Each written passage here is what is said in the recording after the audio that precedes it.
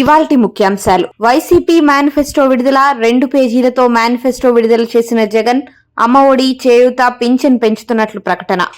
నేడు బీఆర్ఎస్ ఆవిర్భావ దినోత్సవం. బీఆర్ఎస్ ఆవిర్భావం సందర్భంగా పార్టీ శ్రేణులకు కేసీఆర్ శుభాకాంక్షలు. 10 ఏళ్ల పాలనలో భారాస అద్భుతమైన ప్రగతి ఫలాలు అందించిందని వ్యాఖ్య. పార్టీ ఆవిర్భావం నుంచి బీఆర్ఎస్ ఎన్నో విజయాలు సాధించిందని వెల్లడి.